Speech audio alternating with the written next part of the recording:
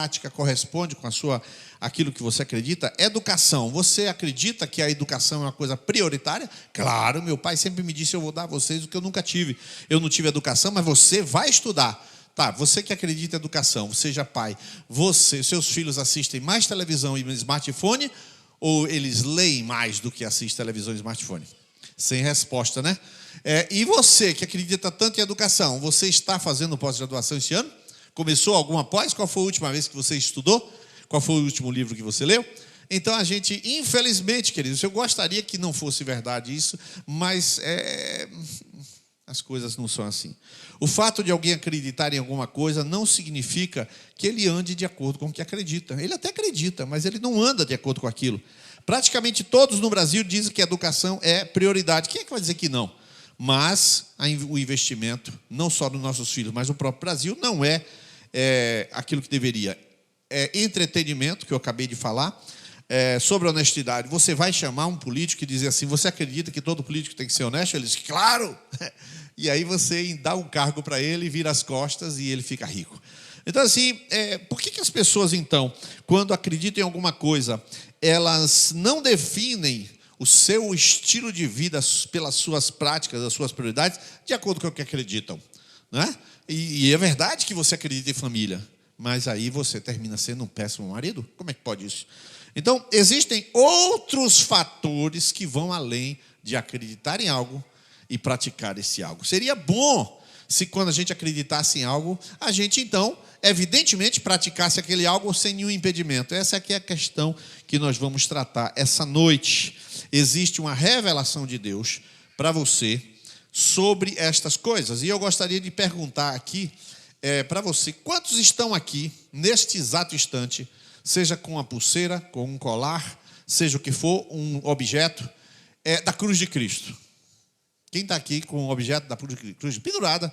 Aqui, 1, 2, 3, algumas pessoas estão com a pulseira, outros com a cruz de Cristo. Eu vou ampliar um pouquinho essa pergunta. Quantos têm algum objeto de decoração do seu, mas que não veio hoje? Então já aumenta o número de pessoas que usam a cruz de Cristo como um objeto pessoal. É interessante como, de algum modo, a cruz de Cristo ocupa na nossa cultura, e você deve ter reparado, quando a gente apaga aqui o data show, tem uma cruz, né? Fica assim, o fixo a desenho aqui e ali de uma cruz. Na verdade, nós temos, e eu começo a falar, que o Evangelho, nós temos 4 evangelhos na Bíblia, né? Nós temos o Evangelho de Lucas, por exemplo. Ele é o mais organizado. Você que não conhece a Bíblia, talvez, eu vou falar para você que o Evangelho de Lucas é um médico. Então, ele fez um evangelho muito detalhista. De todos os evangelhos, o mais detalhista é Lucas. E, inclusive, na ordem dos fatos, o mais organizado é Lucas. E você vai ver que ali Jesus é apresentado sempre como filho do homem. Ele é detalhista. O Evangelho de Marcos, ele vai abordar Jesus como um servo. E por isso mesmo não tem discurso, porque servo não tem discurso.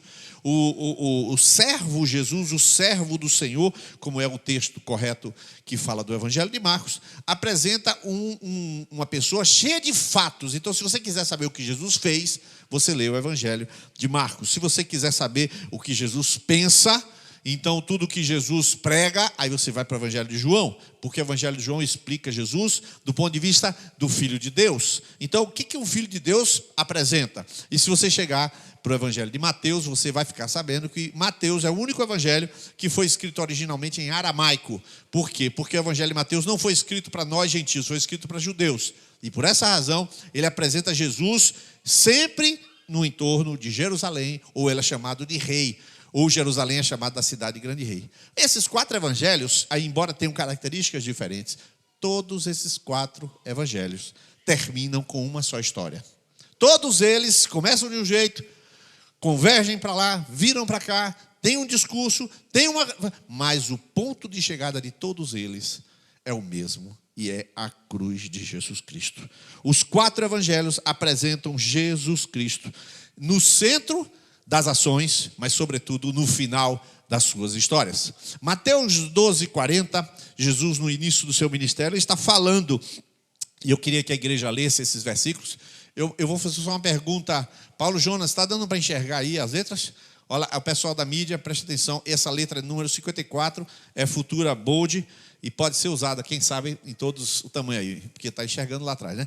Mas vamos lá. Eu queria que a igreja lesse, por favor, esse versículo, 1, 2, 3 já.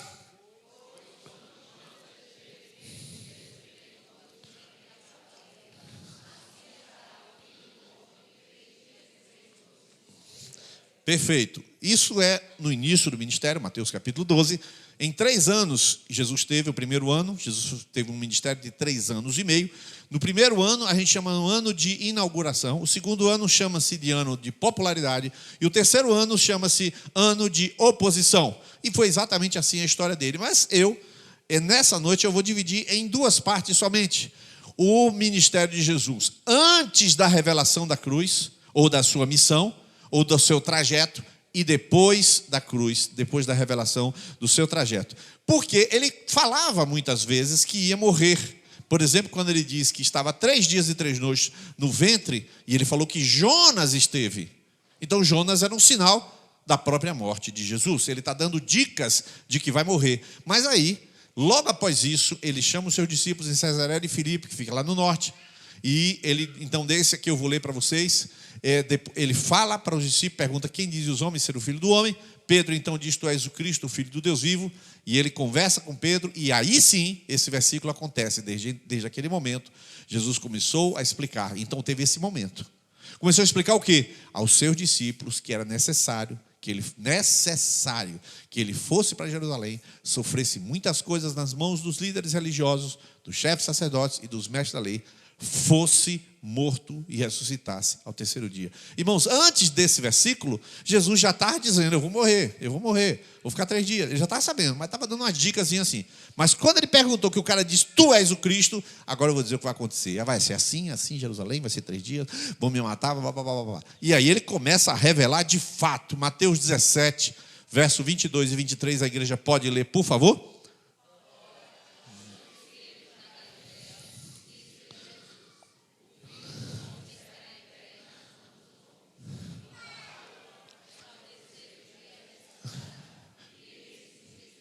É lógico, irmãos, se um de vocês aqui, um de nós dissesse: irmãos, eu vou morrer em final de março, vamos ficar atônitos, porque a morte, anúncio da morte, traria um entristecimento, e foi o que aconteceu.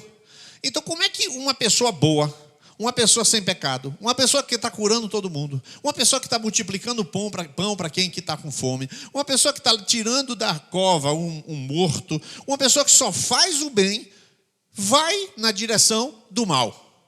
A cruz é um negócio horroroso. Como é que ele caminha na direção de algo ruim? Se a cruz é coisa de malditos, e aí eu leio aqui Gálatas capítulo 3, verso 13, a cruz, diz a palavra de Deus, que maldito aquele que for pendurado no madeiro, citando Deuteronômio 23, 21, aliás, 21, 13. Ou seja, há uma maldição sobre aquele que vai ser crucificado. Como é que uma pessoa boa caminha na direção daquilo que é ruim? Que lógica é essa de Jesus enfrentar a maldição, e por que razão ele vai entrar nisso, sendo ele uma pessoa boa? Então nós temos aqui uma contradição absurda. Jesus entra na história humana, sendo ele uma pessoa boa, e ele caminha em direção a algo horroroso que ele está ciente e disse que tem que ser assim. Então a cruz, apesar de ser o centro de tudo, de muita coisa na cultura, ela precisa ser entendida como o centro da sua vida. Se você não compreender a cruz e carregar a cruz carregada não adiantou de nada. E se você compreender essa cruz, e mesmo que você não carregue, a cruz adiantou de tudo. A revelação da cruz de Cristo é simplesmente o centro da Bíblia. Quem não compreender a cruz de Cristo não compreendeu a Bíblia. A Bíblia, ela é dividida de fato naquilo que Deus realiza na cruz, e as pessoas que não concordam, não creem, não sabem sobre isso. Qual é a lógica disso? E aí eu vou falar para você. Ali na cruz, a bondade de Deus se encontra com a maldade humana. Ali está um homem bom, e ali estão todos atacando aquele homem bom. Ali na cruz, o bem e o mal travam uma batalha. Eu vou colocar os versículos. O bem e o mal travam uma batalha, e é tão terrível a batalha que Jesus é crucificado no meio de 2 salteadores. Ou seja, os 3 não prestam. Não. Os 3 não prestam, não. Não, os 3 não prestam. Não. Então uma abundância de pensamentos de maldade acerca daqueles que estão na cruz. Ali na cruz, aparentemente, o aparentemente fraco, vai vencer aqueles visivelmente fortes. Ali tem Império Romano, ali tem centurião, ali tem Anás e Caifás, ali tem uma condenação em sinédrio, ali tem um homem chamado Pilatos, ele lava as mãos e entrega aquele homem aos romanos. Os judeus não podiam matar. Os romanos então vão até fora de Jerusalém, não porque os romanos queriam, mas os judeus não aceitavam matar um homem dentro de Jerusalém. Então combinaram religião com legalidade e levaram Jesus pela religião lá para fora, mas a religião não mata, a legalidade então vai matar. Então há uma força, um conluio de forças para enfrentar Jesus. Há um homem pelado, ele estava nu, nenhuma fotografia que você vê ou filme vai apresentar nu, obviamente que não tem que fazer isso, mas ele foi crucificado nu, as vestes dele foram sorteadas. Então ali há um fraco na cruz pendurado. Ali o supremo bem, que é Cristo Jesus, está carregando o supremo mal. Jesus, em um determinado momento, a crucificação é tão terrível que escurece-se os céus. Não é simplesmente ele está em trevas, mas os céus enegrecem, escurecem, fez-se trevas naquela... Mas um dia não faz trevas, mas faz trevas sim, quando Jesus está ali recebendo todo o pecado da humanidade. Então ele está ali na cruz, não bastasse serem 3 ladrões, não, 2. Não, 3, não, 2. Não, estão achando que são 3. Quem não sabe quem é Jesus, são 3. Então ali há um conluio e ainda escurece tudo. Ali todo o simbolismo do Antigo Testamento. Você, muitas vezes, não conhece de teologia. Então, quando você vê alguma situação ocorrer, muitas vezes você não sabe interpretar teologicamente aquilo que está acontecendo. O nosso país está tomando decisões políticas, sociais, de todo tipo. E às vezes você vê uma decisão e você não sabe o caráter teológico, bíblico, maligno daquela decisão. Mas os judeus, quando viram ele pendurado, quando viram aqueles sinais, quando viram aquele homem dizer, perdoa-lhe porque não sabe o que fazem, os judeus piedosos sabiam o que estava acontecendo. Judeus piedosos que esperavam a redenção de Israel. O mal fez um conluio para enfrentar um homem nu. Eu vou colocar aqui agora um texto bíblico de 1 Pedro 2, verso 24. Se você puder ler comigo. Agora eu vou falar a mesma coisa que eu falei de forma geral. Vou falar biblicamente agora. 1 Pedro 2, 24, vamos ler?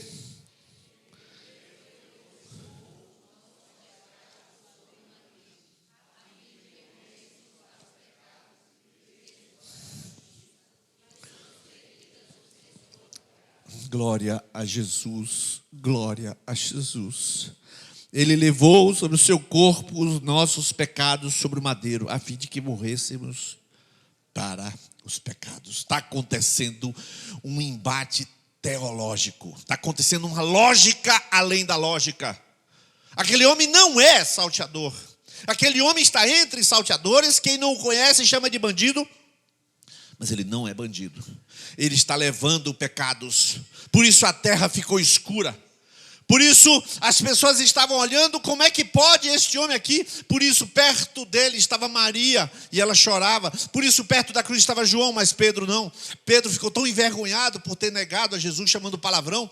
Ele entrou no pátio do sumo sacerdote e ele estava ali, mas o sotaque dele denunciava que ele era da Galileia. Ali era Judéia, não era Galileia. Então ele estava vindo lá do norte e ele tinha um sotaque puxado no aramaico. Quando ele começa a falar, a pessoa fala assim, você, pelo sotaque, você é um dos deles. Não sou não. E aí chama palavrão a segunda vez, faz imprecação a terceira vez, denuncia-se a si próprio. E ele ficou tão envergonhado que não foi para a cruz. Mas João foi.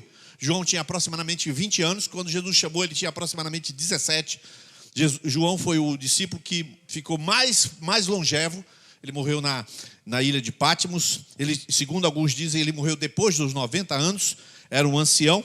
Ele tinha sido, perto de morrer, ele tinha sido jogado sobre um caldeirão de óleo fervente perante o imperador romano e não aconteceu nada com ele.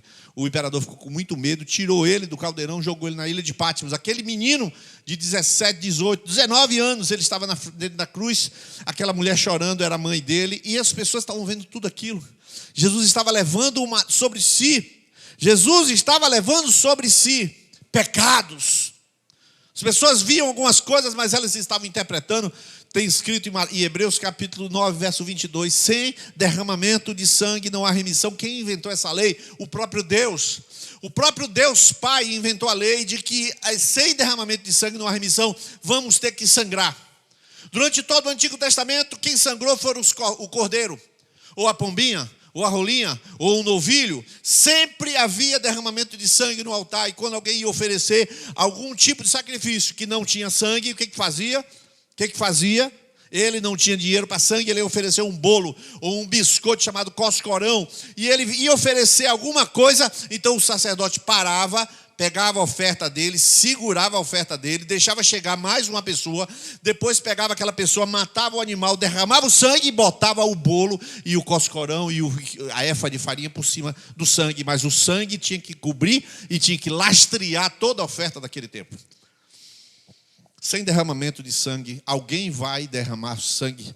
Jesus, em Mateus 26, 28, a igreja lê, por favor, 1, 2, 3, já.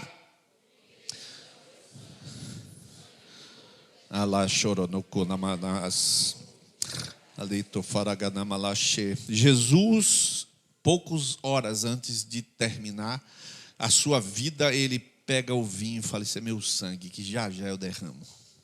Você sabe o que é isso? Sabe o que é você pegar elementos da sua própria morte? Pois ele pegou os elementos da morte e falou: isso é meu sangue, eu vou. Olha o que diz o texto. Foi ele que falou, não são palavras de Paulo, embora seriam de grande valor. É derramado por muitos para a remissão de pecados. Jesus sabia que ele seria ferido para a salvação de pessoas. Glória a Jesus. Marcos 10, 45, você pode ler comigo, 1, 2, 3. Porque o Filho do Homem também não veio, mas para servir. Sim, Jesus falou isso lá em Marcos 10, que tem 16 capítulos, já estava no ano da oposição, e ele falou isso aí dizendo: não, eu vou morrer, e eu vou morrer para resgatar pessoas. Por que resgatar pessoas? Porque Salmo 49, versos 7 e 8, eu não vou ler, mas você está lendo na tela. Nenhum deles, de modo algum, pode remir a seu irmão ou dar a Deus o resgate dele. E diz o salmista: pois a redenção da sua alma é caríssima, seus recursos se esgotariam antes. Você pode pegar todo o seu dinheiro, todos os seus recursos, toda a sua sabedoria, juntar tudo, chegar diante de Deus e falar: Deus, eu quero minha salvação, eu quero meu lugar no céu. Deus vai dizer: não funciona assim, filho.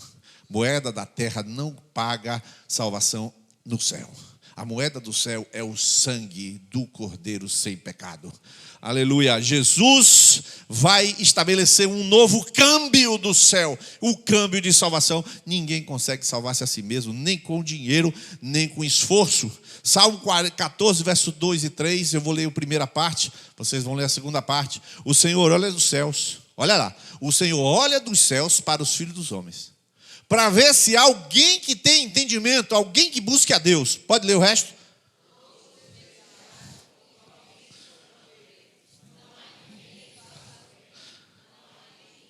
E agora então, já que não tem nenhum justo, Deus tem que providenciar um justo. Mas vamos dar uma pausa aqui. Por que Deus não mata todo mundo e faz tudo de novo? Deus mata e faz outro Adão. Faz outro Adão, salva todo mundo. Meu querido, eu quero dizer uma coisa para você. Olha essa regra. Deus não abandona a sua criação. Deus é um Deus de amor. Resgate é amor. Eu quero dizer para você que Deus não abandona você, ainda que você peque. Deus não abandona você. Ele vai atrás de você, como foi atrás da humanidade que estava caída. Não tinha um justo sequer, todos se desviaram. Então, em vez de Deus destruir e refazer, porque não gostou do que eles praticaram, Deus disse: não, eu vou fazer algo que é melhor do que antes de pecar. Como é? Isso. Porque se você fosse uma pessoa impecável, uma pessoa perfeita, você chegaria no céu batendo no peito e dizendo: eu cheguei aqui porque eu sou bom. Mas aí o Espírito Santo chega para você e diz assim: Você viu o que você fez? Aí você faz, não, eu não fiz, ainda não está no ponto. Bota no forno, 180 graus. Você viu o que você fez? Não, bota 250 graus. Aí quando tira de lá, o bolo está pronto. Eu sou um pecador. E aí o Espírito Santo fala que aqui está a moeda que te salva, o sangue de Jesus Cristo. E nessa hora que você entende que a moeda do céu, a moeda de salvação, é esta que Deus proveu. Quando você chegar no céu, você não vai bater no peito e dizer eu presto. Você vai levantar as mãos e dizer, Ele presta, Ele é a minha salvação. Glória a Deus, glória a Jesus. Assim como, queridos, o mundo estava completamente perdido, e Deus enviou Jesus, assim também você, mesmo sem você saber, ou mesmo sem você pedir, o Deus que te ama e te criou para si, está te procurando para te salvar. Deus está de olho em você faz muito tempo. Deus sonda seu coração há muito tempo. Eis que estou à porta e bato, diz a palavra, uma forma metafórica de dizer que Deus é educado e que Deus não precisa arrombar porta nenhuma, basta Ele te revelar o grande amor dEle. Glória a Deus. E Deus faz o que com Jesus Cristo? Deus coloca Jesus para fazer esse caminho. Esvaziou-se a si mesmo, vindo a ser servo, tornando-se semelhante aos homens. E agora eu queria que você lesse o resto, por favor. 1, 2, 3, já? Humilhou-se a si mesmo, morte e morte de cruz. Queridos, existem vários problemas no mundo. O mundo tem muitos problemas. Por exemplo, o asfaltamento do bairro. Quando eu cheguei em Feira de Santana, eu soube posteriormente que todas as ruas de Feira de Santana já são asfaltadas no papel. No papel, tecnicamente, todas já estão asfaltadas. Quando eu falei com a pessoa, aí eu posso até dizer o nome da pessoa, não vou dizer não. O nome da pessoa da prefeitura que me disse, não, já foi feita licitação, já está tudo asfaltado. Só que a minha rua era de barro e ficou mais de 10 anos de barro. Por que era tudo asfaltado só no papel? Alguém roubou o asfalto, né? Não, o asfalto nem chegou na minha rua, o dinheiro já sumiu de lá mesmo. Existem muitos problemas no mundo, como saneamento básico, melhoria da qualidade de ensino, emprego, segurança. Tem gente que diz, eu não vou para a videira não, que na queimadinha é muito perigoso. Bom, aqui tem gente na porta, aqui é uma rua sem saída, nunca ninguém teve nenhum problema aqui. Tudo bem, esses são os problemas do mundo, mas esses não têm nada a ver com Jesus. Isso é sociedade. Isso é a nossa sociedade, isso não tem nada a ver com Jesus, nem com o diabo, nem nada. Isso aí é sociedade. No entanto, você vai para a sua casa hoje, com emprego ou sem emprego, com saneamento ou sem saneamento, com cuidados de todo tipo, com asfalto na sua rua ou não, com você sendo doutorado, quando chega em casa, não tem paz. Quando entra em casa, tem brigas e discussões. Quando está indo para casa, você tem medo de ser assaltado, para na frente e fica olhando assim, meu Deus do céu, aí liga o controle remoto, dá a volta, depois para de novo e cuidado, porque senão... E aí quando você deita a sua cabeça no travesseiro, você pensa que no outro dia você está a ponto de ser demitido. E você fica preocupado, meu Deus, meu filho vai de novo se meter com pornografia. Meu filho vai de novo estudar na casa daquele menino que não presta. E aí você entra no outro dia de manhã e você encontra aquela colega de trabalho que traiu você. Que você sabe que ela está entregando você para que ela quer tomar o seu lugar. E aí você diz, eu não tenho um amigo que me entenda. Eu não tenho alguém que me compreenda.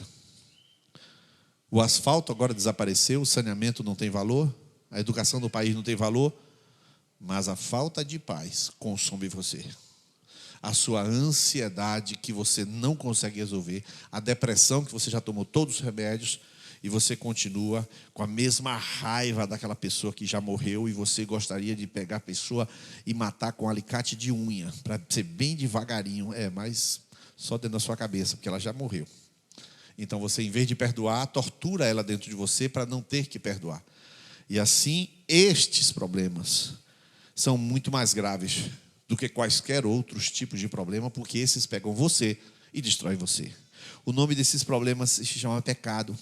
O pecado leva a uma perda irreparável. O pecado faz você ir orar e você não sentir nada. Você pede Deus e não acontece nada. Aí então você, não, está tudo bem. Aí põe uma música. Ouve a música, Agora eu vou orar. Aí vai de novo. Alô? Tem alguém aí? O céu de bronze. E você que diz que acredita em família, grita com a esposa. Você que acredita em família, não consegue brincar com o filho e compreendê-lo. E aí eu volto ao início da pregação. A gente acredita e não consegue fazer algo que te impede de ser aquilo que você quer ser, aquilo que Deus quer que você seja.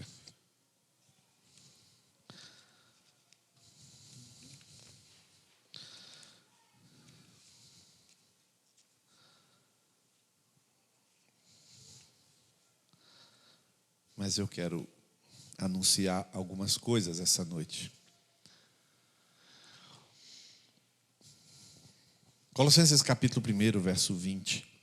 Queria que a igreja lesse aqui agora. A igreja pode ler? 1, 2, 3 já?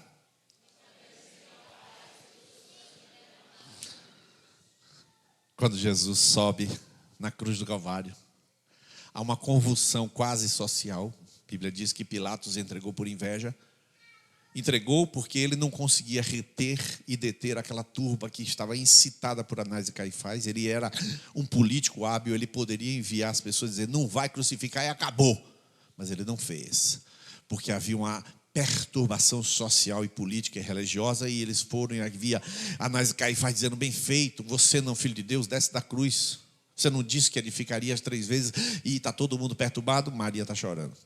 Mas aquele homem está lá para trazer paz àqueles que creem nele. Aquela obra da cruz, ela vai trazer paz a quem nele crê. Aquela guerra é só externa, porque Deus está conversando com Jesus e Jesus está conversando com Deus. Na cruz eles estão falando, Pai, perdoa porque esse povo não sabe de nada do que está acontecendo. Quando isso aqui terminar, o teu coração é só amor sobre todos eles.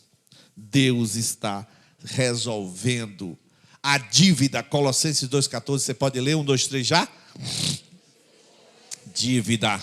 Ele removeu, pregando-a na cruz. Está lá Jesus, está lá todo mundo olhando, mas Deus estava fazendo uma quitação de dívida de pecado.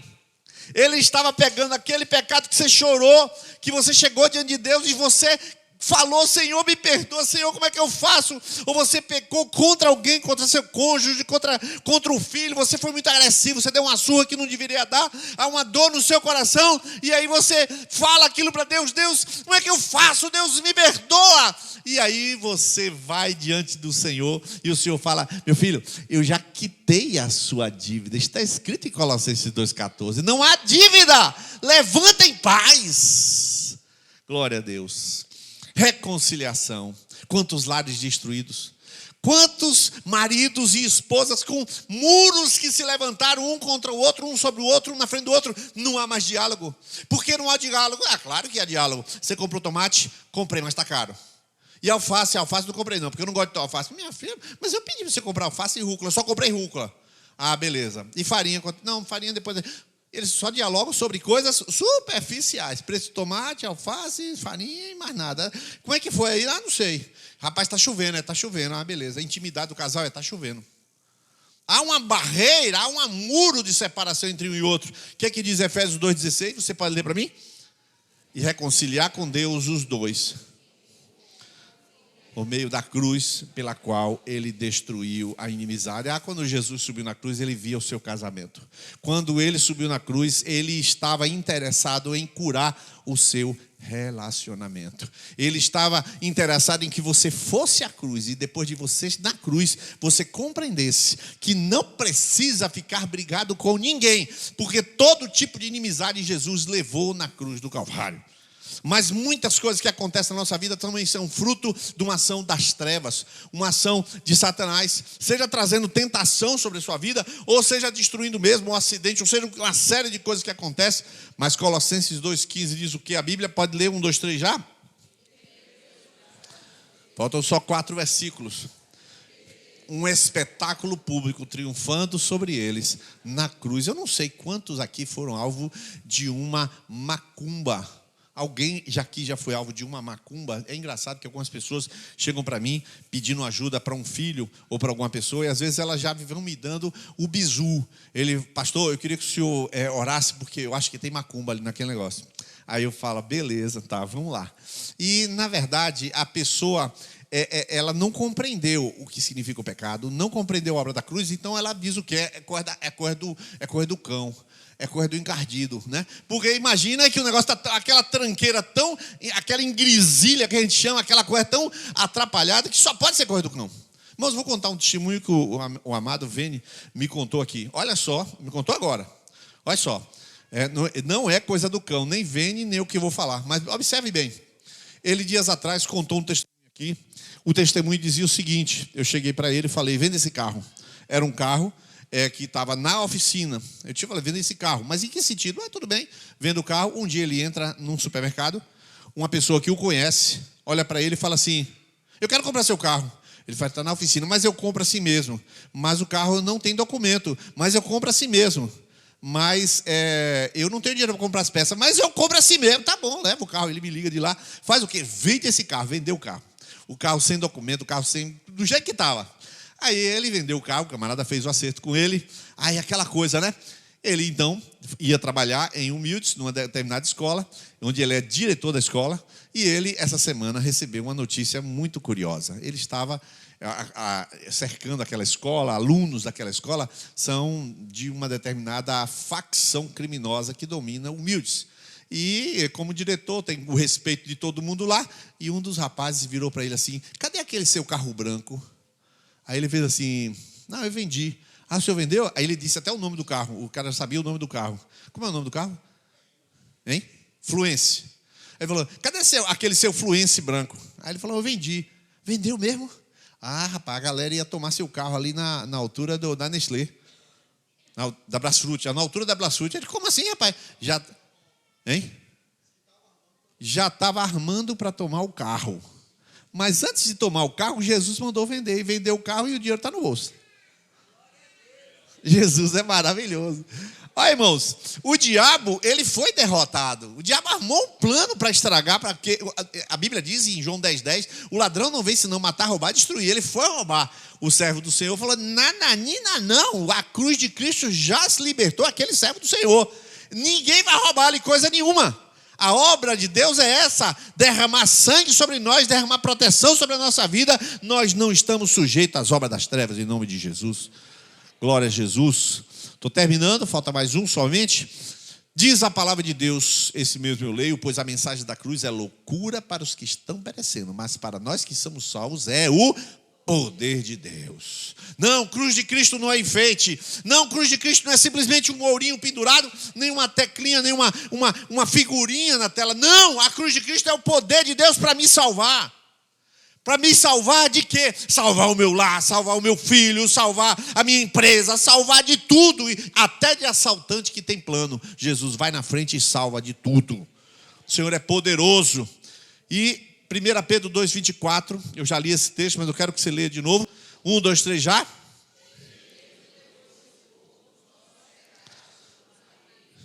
A fim de que morrêssemos. E agora, lê agora. Vocês foram curados. Eu queria que você dissesse para a pessoa do seu lado, tem cura para você na cruz de Cristo. Sim, querido, sim. Sim, nós temos vivido ações de Deus de cura, e não são poucas. Não são poucas. Você naquela situação, antes de procurar, ora pela pessoa, a dor de cabeça para, a infecção para, o Senhor põe a sua mão e cura. Eu não sei se Márcia está presente, mas Márcia, a igreja ficou orando, tem tanta testemunho de cura aqui, de bênção do Senhor sobre a vida das pessoas. Não quer dizer que porque a cruz de Cristo vai curar todo mundo, que todo mundo vai viver eternamente. Claro que não. Claro, quando ficar velhinho, o meu joelho vai perder cartilagem, não tem jeito. Não, mas eu vou orar para voltar a cartilagem, mas isso não está previsto no código da cruz.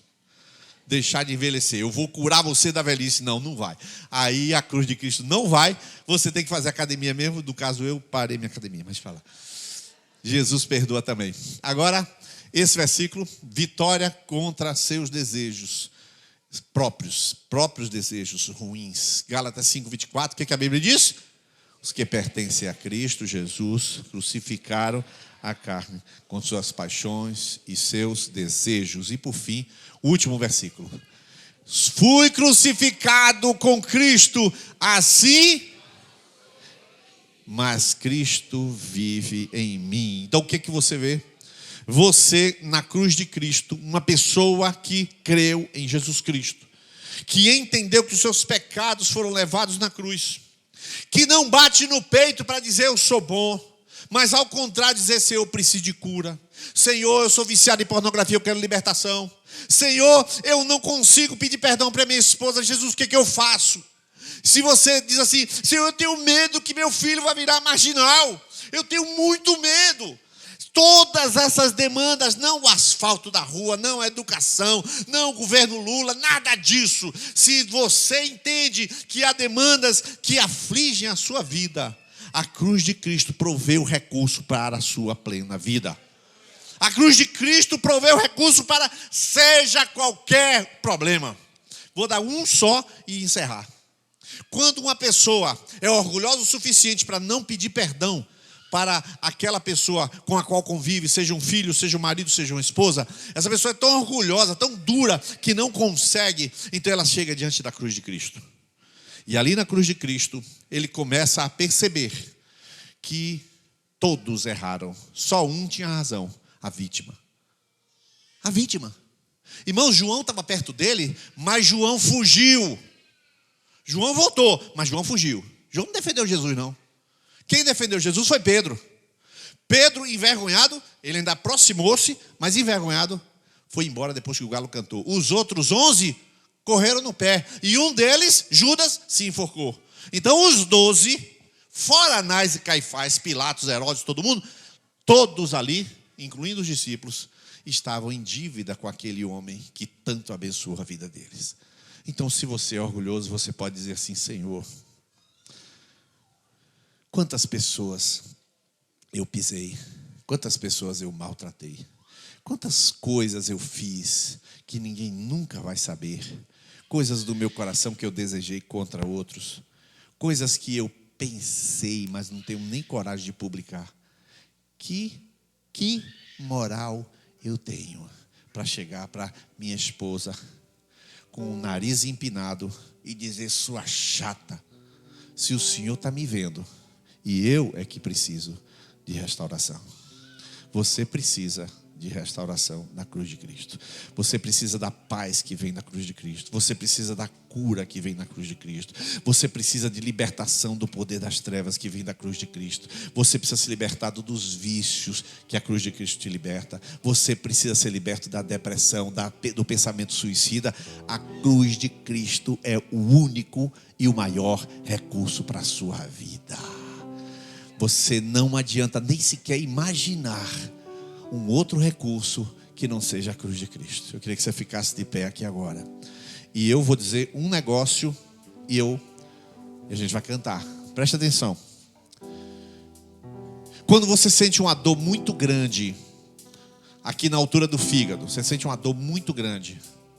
Aí você, eita rapaz, que dor é essa? Você, ai meu Deus do céu, ai que aquela dor absurda.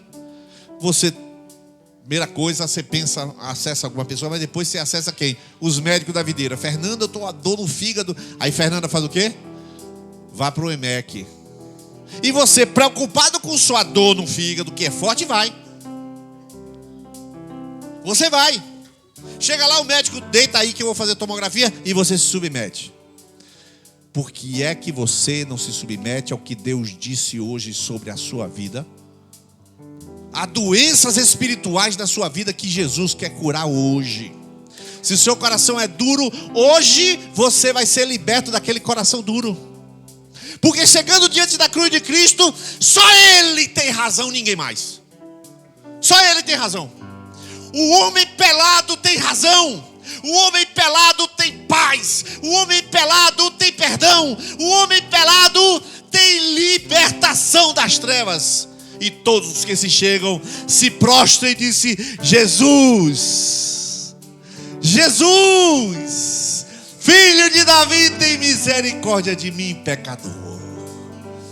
Eu recebo todo o teu perdão, eu recebo todo o teu poder, eu recebo toda a tua paz.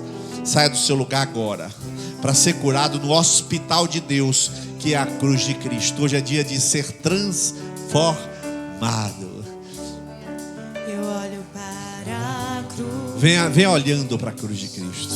Eu não sei o que você veio trazer diante da cruz, mas vai acontecer aqui uma transformação na sua vida. Da sua obra vou cantar. Venha para o hospital. Venha para o hospital de Deus, que se chama Cruz de Cristo.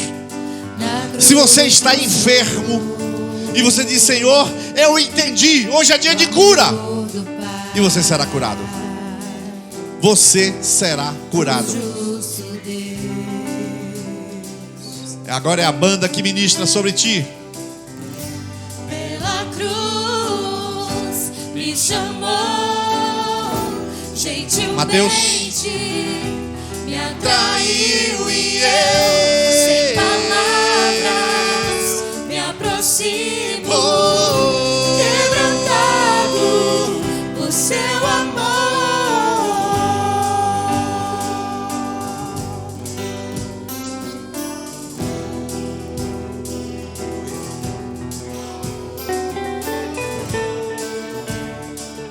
Você vai cantar: imerecida vida, de graça recebi. Imerecida vida, de graça recebi. Por sua cruz, Da morte Ele te livrou. da morte me livrou Ele trouxe vida. e trouxe minha vida. Essa vida Eu estava condenado, só pela cruz. mas agora pela cruz Ele nos reconciliou com o Pai. eu fui reconciliado.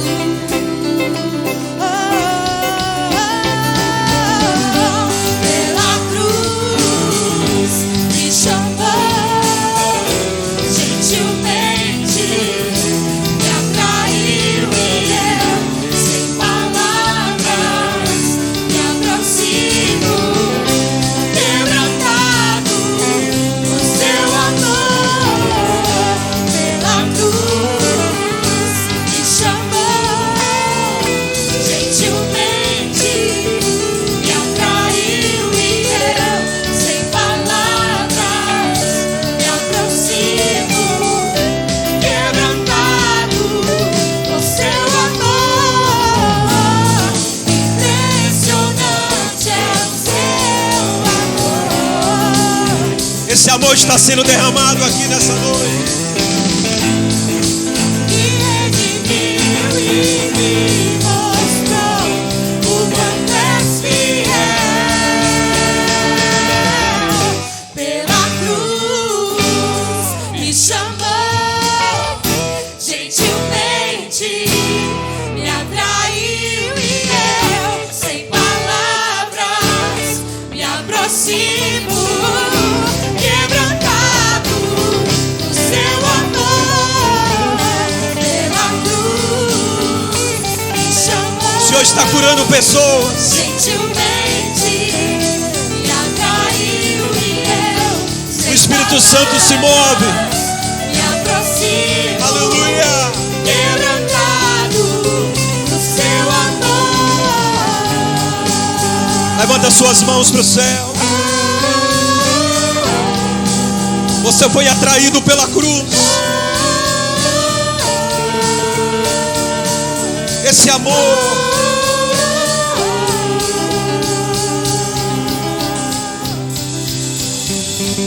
Enquanto os pastores estão orando aqui, o Senhor está fazendo uma obra. O Senhor está fazendo algo que só o poder do Senhor, pelo poder do sangue de Jesus, pelo poder desse sangue que foi derramado na cruz, nos reconciliou com Deus. essa cura só Deus pode fazer. Essa tristeza do seu coração só Deus pode arrancar. Hoje o Senhor trouxe você aqui para começar uma nova história na sua vida. A cruz de Cristo te dá a oportunidade de viver, reconhecendo esse sacrifício por você, viver uma nova vida em Cristo. Só Ele pode nos dar vida. Senhor, toca nesses que vieram aqui à frente. Toca nesses, Pai, que nessa noite clamam por uma ação do Teu Espírito Santo. Pai, se há enfermidades aqui, o Senhor já levou, o Senhor já nos curou, porque por meio do Seu sacrifício, Jesus, nós somos curados. Pai, se há angústia nos corações aqui, arranca essa angústia. Senhor, todo jugo, todo peso, toda opressão maligna, nós oramos e te pedimos pelo poder do nome de Jesus. Senhor, vem sobre estes aqui, traz a cura sobre a necessidade de cada um que está aqui nessa noite, Pai. A necessidade de salvação. Você tentou sozinho até hoje, você tentou sozinho até hoje, mas o Senhor falou com você nessa noite: eu quero você junto a mim. Eu te tomo pela mão e eu te faço entender que o meu sacrifício na cruz foi para te resgatar. O Senhor está resgatando a sua vida hoje. O Senhor te traz de volta hoje. O Senhor te chama para perto dele hoje. Começa um novo tempo por meio da cruz de Cristo na sua vida hoje. Aleluia, aleluia. Nós vamos cantar. Pela cruz me chamou gentilmente. Essa obra é do Espírito Santo. Ele te chama de uma forma gentil. Só Ele consegue fazer essa obra. Aleluia, vamos cantar. Levanta suas mãos e cante. Pela cruz me chamou gentilmente, me atraiu e eu, sem palavras, me aproximo, quebrantado.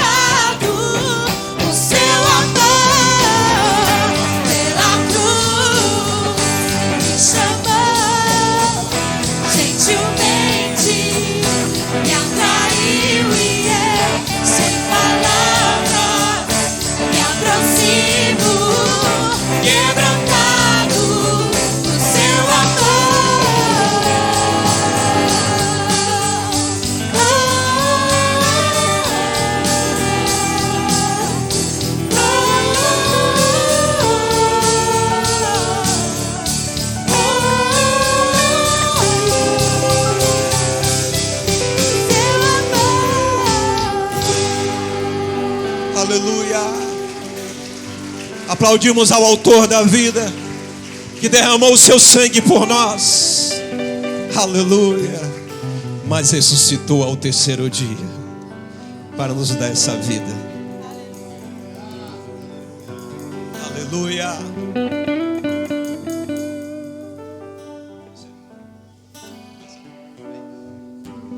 Abrace alguém que está perto de você e libere uma palavra de vida sobre essa pessoa. Queridos, os amados que não tiveram condições de participar da ceia na quinta, por gentileza, ali naquela porta há um pastor ali já para receber vocês para participar da ceia.